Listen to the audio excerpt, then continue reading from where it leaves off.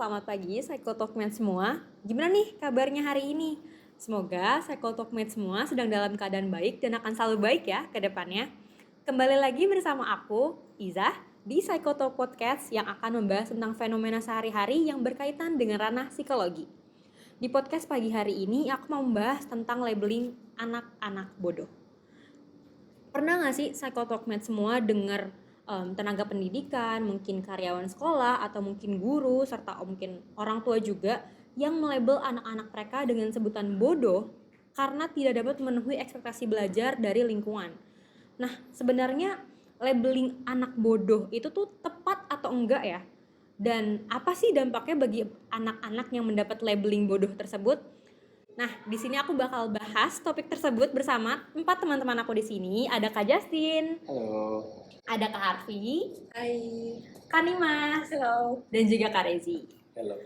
Oke, mereka berempat ini mahasiswa Fakultas Psikologi yang mungkin sedikit banyak paham lah terkait topik yang akan kita bahas pada pagi hari ini. Nah, mungkin kita mulai dulu sama Kak Justin kali ya. Aku dengar Kak Justin ini punya pengalaman dengan anak yang pernah di-labeling anak bodoh. Kira-kira boleh ceritain nggak? Gimana sih Kak pengalamannya itu? Bener banget. Jadi selama di kampus perkuliahan, aku udah beberapa kali ikutin semacam pengabdian masyarakat gitu di dunia pendidikan ke daerah-daerah. Nah, daerahnya itu sebenarnya lumayan terpencil kayak ke Nganjuk atau ke Lampung yang emang pedalaman. Nah, di sekolah itu sebenarnya beberapa sekolah, tapi aku ceritain salah satu aja ya. Boleh. Ini ada namanya Adit. Kita sebut aja namanya Adit. Dia kelas 4 dan dia dianggap oleh teman-teman dan gurunya itu bodoh. Seperti yang topik kita hari ini. Nah, sebenarnya dari aku observasi, dia emang punya kesulitan nih di membaca dan menulisnya. Tapi yang perlu di notes, itu matematikanya jago si Adit ini. Nah, tapi karena emang membaca menulisnya itu cukup krusial ya di dunia pendidikan kita, dan dia jadi gak bisa mengikuti pelajaran-pelajaran, nilainya juga jadi rendah, akhirnya dia diejek oleh teman-temannya dan dicap bodoh oleh guru-gurunya. Dan hasil observasi aku juga, dia akhirnya kelihatan emang lebih penyendiri, lebih pendiam, dan ya udah dia agak kasihan aja sih aku ngelihatnya gitu. Oke, berarti Adit ini ngalamin kendala nih dalam belajarnya dan jadi diejek-ejek dan dicap anak bodoh sama teman-temannya. Mungkin kalau dari teman-teman yang lain ada nggak ya yang punya cerita mirip nih mungkin sama Adit yang mengalami gangguan belajar ini? Paling aku sih, jadi aku waktu itu sempat baca di media sosial kan, kalau anak pesulap Indonesia, Deddy Corbuzier itu dia anaknya itu yang namanya Aska, dia itu memiliki kesulitan akademis gitu. Nah, jadi nilainya itu bisa dibilang kayak jelek-jelek lah gitu. Nah, setelah didalami, memang si Aska ini mengalami disleksia. Singkatnya kayak dia tuh punya gangguan membaca lah. Nah, dampaknya itu si Aska ini kayak dilabeli negatif gitu sama temen-temennya, kayak simpelnya eh, lu anak bodoh ya, kayak kok nilainya akademisnya jelek gitu. Nah, hal ini juga ngasih dampak juga ke Aska, jadi si Aska ini kayak ngecap kalau dia itu nggak mampu, dia itu bodoh gitu. Cuma di sini bapaknya itu mulai kalau si Aska ini memang bukan bodoh akademis, cuman memang dia ada gangguan dalam membaca atau disleksia itu. Kemudian ayahnya ini ngasih bantuan lah bisa dibilang yang menunjang akademis si Aska, dan si Aska jadinya akademisnya bisa sama kayak anak lainnya. Berarti menarik ya, dari dua kasus yang serupa ini, Aska dan Adit, ini mereka sama-sama nggak bisa baca, bukan nggak bisa baca, sorry, mungkin mengalami kendala nih dalam bacanya, terus karena nggak bisa, kurang bisa ini, jadi mendapatkan label bodoh dari lingkungan. Tapi dampaknya beda nih, gimana Adit ini jadi menyendiri dan jadi pendiam, sedangkan Aska karena yang dapat dukungan justru jadi bisa meningkatkan kemampuan akademiknya gitu ya, gampangnya. Nah, Psychotalkmate sendiri kira-kira penasaran gak sih apa nih yang dialamin sama Adit dan Aska? Kenapa mereka bisa mengalami itu dan gimana sih penjelasan lebih lanjut tentang apa yang dialami oleh Adit dan Aska ini? Mungkin boleh dari Kak Arfi kita dengar penjelasannya. Kalau dengar dari cerita kisahnya Adit, kisahnya Aska itu ya, kita bisa lihat di sini ada ketidakmampuan dalam belajar gitu ya. Kayak contohnya tadi membaca, menghitung, mungkin ada yang menulis seperti itu. Dan ketidakmampuan belajar ini sebenarnya masih istilah awam kalau kita dengar-dengar ya, maksudnya sering dengar. Itu berkaitan dengan ketidakmampuan individu atau anak dalam menguasai satu atau beberapa keterampilan belajar. Nah, kalau di bidang psikologi sendiri, ini disebutnya adalah gangguan belajar spesifik atau kita singkat biasanya SLD karena dari bahasa Inggrisnya Specific Learning Disorder. Ya. Nah, itu memang ada panduannya ya ibaratnya ya, memang ada di bidang psikologi terkait diagnosa gangguan tersebut. Nah, kalau kita lihat penyebabnya sendiri apa sih terkait dengan SLD ini, kenapa mereka bisa seperti itu tuh sebenarnya kombinasi. Ada tentang tadi sudah disebutkan dari ada gangguan dari genetiknya penyebabnya, ada juga dari lingkungannya. Jadi bisa dibilang ini kombinasi faktor antara genetik dan lingkungan yang istilahnya mengganggu atau menyebabkan kelainan pada fungsi otak atau kognitif gitu. Jadi bisa dibilang anak ini juga bukan maunya sendiri, ketidakmampuan itu memang ada secara genetik turunan gitu dari awalnya, dari lahirnya seperti itu. Nah, kalau tadi aku lihat juga tuh sebenarnya sering banget disebut sekolah pendidikan gitu, karena memang SLD ini berkaitan dekat dengan pendidikan, karena itu tadi karena SLD mengenai kemampuan atau keterampilan belajar, dan di setting Indonesia ini kan kental banget ya, anak-anak tuh harus sekolah, jadi mau nggak mau akan kelihatannya itu dari sekolahnya. Mungkin kayak bisa dibilang tadi nilai-nilainya jelek, atau mungkin terlihat dari teman-temannya berbeda banget, makanya sering overlap ya, maksudnya sering banget deket sama pendidikan. Oke, mungkin kalau yang aku tangkap dari penjelasan Kak Arfi tadi, mungkin bisa disimpulin kalau Adit dan Aska ini kemungkinan mengalami kesulitan belajar atau gangguan belajar tadi yang SLD ya. Dan dari kasus Aska dan Adit tadi kakak ada mention tentang ciri mengenai SLD ini adalah kesulitan dalam belajar selama bersekolah. Kira-kira ada nggak sih Kak spesifik waktu gimana kita untuk identifikasi, oh anak ini kemungkinan mengalami SLD? Itu mungkin Kak Nima sekali ya, bukan Kak Arfi. Nah, mungkin aku nambahin jawaban dan lengkapin jawaban dari Kak Arfi aja kali ya. Sebenarnya singkatnya ada nih waktu tertentu untuk menentukan anak itu bisa memiliki gangguan SLD atau enggak gitu. Cuma mungkin sebelum bahas itu, bahas sebelumnya dulu kali ya. Jadi SLD itu tuh bisa dilihat dari kemampuan anak yang nggak sesuai nih sama usia perkembangannya, kemampuan dalam belajarnya gitu.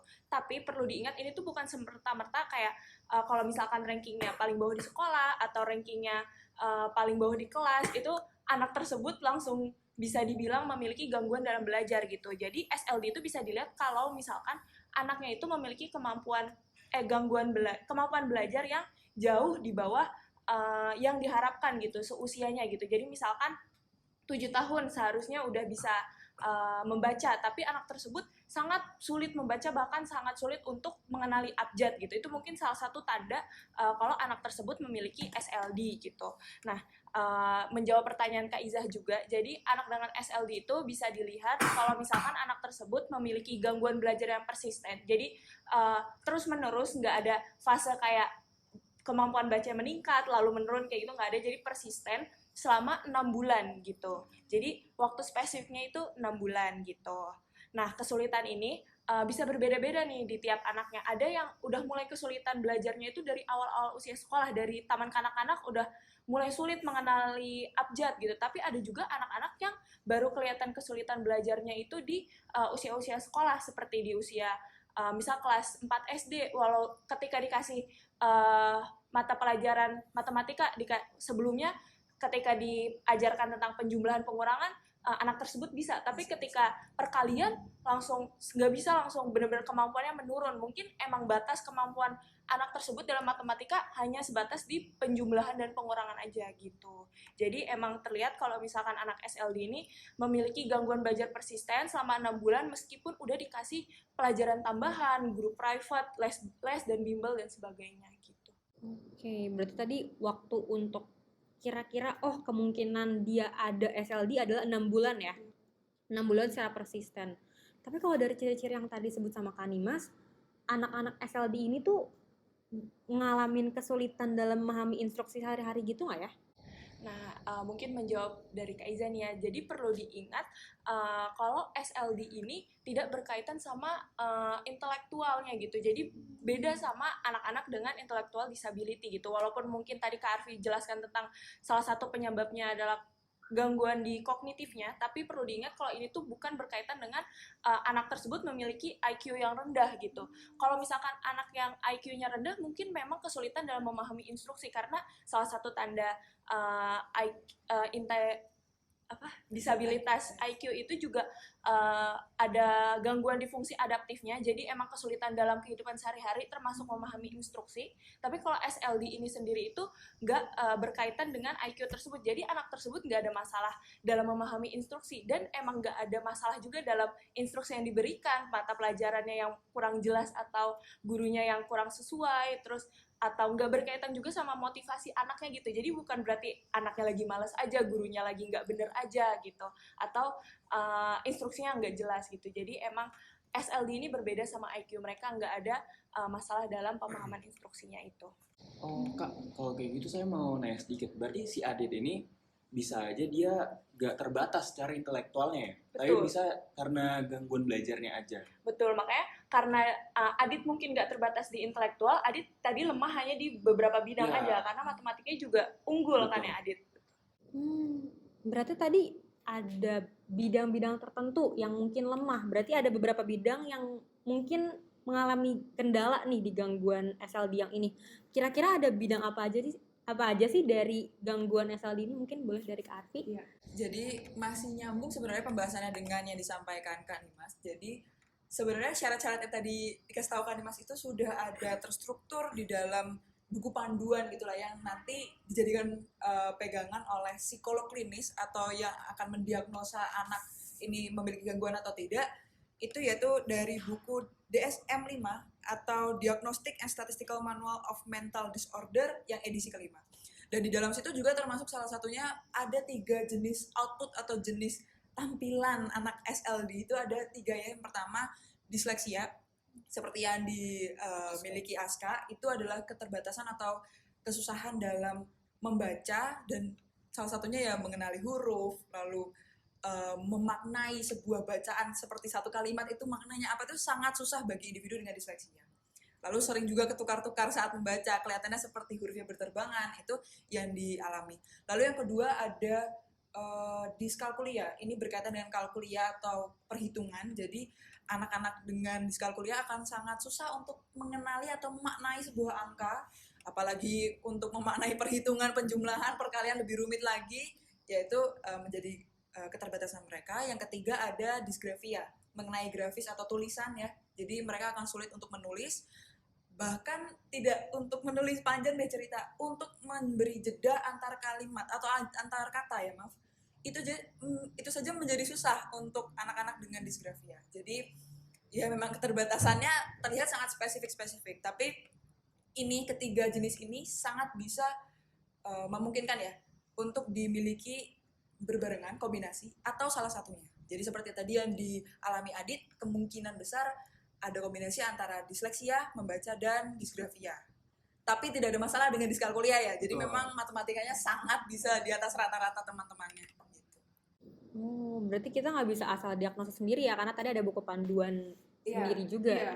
Bahkan kalau kami boleh sarankan, kalau memang sudah arahnya kayaknya memang SLD gitu, jangan langsung diagnosa, langsung saja ke psikolog profesional supaya mendapatkan diagnosa lebih tepat. Karena iya kalau enggak nanti kita jadi gampang banget nih nge-label atau ngecap kayaknya ini anak saya SLD gitu. Daripada ragu mending langsung ke profesional. Nah, bener banget nih, aku nambahin juga dari Kak Arfi. Jadi mungkin tanpa sadar, kita juga sering memberikan label-label ke suatu benda atau bahkan seseorang ya, untuk emang memudahkan kita dalam mengenali dan menandai gitu ya orang tersebut gitu. Jadi kita juga seringkali memberikan label anak bodoh ya ke anak-anak yang memang kemampuannya di bawah anak-anak pada umumnya gitu. Tapi ternyata label tersebut juga tentunya memiliki dampak negatif ke anak tersebut, karena ternyata dengan kita memberikan label negatif, biasanya anak tersebut juga akan berperilaku negatif sesuai label yang kita berikan gitu.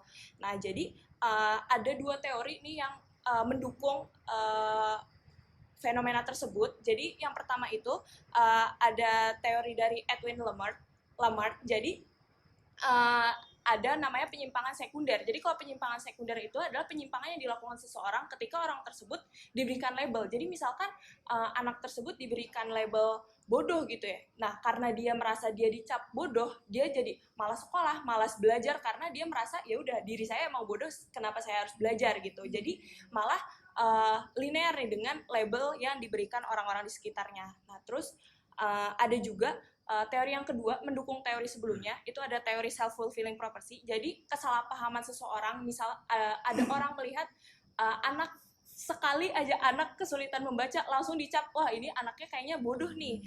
Terus karena anak tersebut merasa dia dicap bodoh, ya udah sama seperti yang tadi dia langsung berperilaku seolah-olah dia bodoh, padahal belum tentu gitu.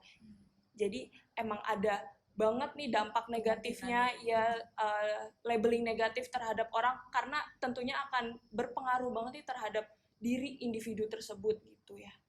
Saya jadi teringat sih sama pengalaman saya. Saya kan ada mengikuti pelatihan juga tentang pengajaran-pengajaran ini, khususnya di dunia pendidikan. Nah, beberapa kali itu selalu ditekenin masalah labeling-labeling ini.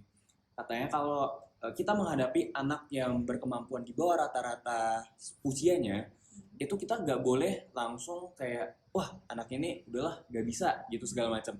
Tapi kita harus ngeset ekspektasi kita sesuai dengan kemampuan anaknya. Misalnya 1-10, kemampuan anaknya di 4, makanya kita ya udah kita set ekspektasi anak itu bisa mencapai 5. Dengan men-set ekspektasi itu, kita juga membantu si anak untuk mendorong kemampuannya agar bisa melebihi dari kapasitas dia. Jadi dengan mudah-mudahan nih ya, pelan-pelan anak itu bisa berkembang secara lebih setara sama teman-temannya gitu sih. Nah, aku juga mungkin nambahin kali ya. Jadi label ini juga nggak serta-merta selalu negatif, tapi kadang juga kita emang perlu untuk memberikan label ke anak-anak yang kita pikir membutuhkan gitu. Supaya apa? Supaya ketika kita sadar gitu, aware kalau misalkan anak tersebut butuh bantuan dan butuh pelajaran lebih lanjut, kita kan jadi kayak bisa merancang program yang khusus untuk anak tersebut supaya betul, supaya menyesuaikan dan anak tersebut akhirnya bisa mengejar ketertinggalan dia dengan anak-anak lainnya gitu. Mungkin aku nambahin Kak Dimas saja kali ya. Ya betul yang disampaikan Kak Dimas, kalau memang suatu anak, suatu individu kalau udah dicap negatif, dia contohnya kalau dalam kasus tadi kayak anak sekolah, kalau sudah dicap negatif dia akan kayak malas sekolah, ya pokoknya malas dalam hal kegiatan akademis. Contohnya itu kayak Aska yang sudah aku sebutin di awal, kalau dia tuh dengan dia dicap anak bodoh, dia kayak malas untuk ke sekolah, malas untuk menjalankan kegiatan akademis gitu. Nah, tapi tadi kan mungkin disebut di awal ya, Aska itu kan karena papanya aware dengan kekurangan dia, jadinya akhirnya papanya juga berusaha untuk memberikan cara belajar tertentu. Metode-metode khusus yang untuk menunjang si akademik si Aska ini. Nah, outputnya nanti si Aska ini bisa kemampuan akademisnya itu kayak sama lah kayak anak-anak di kelasnya itu. Ya. Berarti dalam ini papahnya itu memberikan label yang positif. Betul. Ya. Oke, mungkin tadi berarti ada label positif dan label negatif dan harus digunakan sesuai dengan konteksnya, berarti lah istilahnya gampangnya. Karena mungkin kalau tadi kasus tadi anak bodoh berdampak mungkin ke bagaimana anaknya jadi menginternalisasi cap-cap atau label yang diberikan gitu ya. Karena barangkali mungkin anak ini kurang bisa belajar dengan maksimal karena emang mengalami gangguan kayak mungkin Aska dan Adi tadi. Dan makanya penting bagi kita untuk memilah kira-kira labeling seperti apa sih yang mau kita berikan kepada anak, baik yang memiliki gangguan SLD tadi seperti Aska dan juga kemungkinan Adit ya, dan anak yang tidak mengalami kalau mungkin emang mungkin belum belajar aja jadi mungkin belum paham gitu ya, agar mungkin efektivitas belajar mereka bisa maksimal dan mereka juga bisa mengoptimalisasi potensi yang mereka miliki. Oke, mungkin makasih nih buat Kak Justin, Kak Arfi, Kak Dimas, dan juga Kak Rezi udah datang di podcast hari ini. Aku juga mau bilang makasih buat teman-teman yang udah setia dengerin podcast kita hari ini.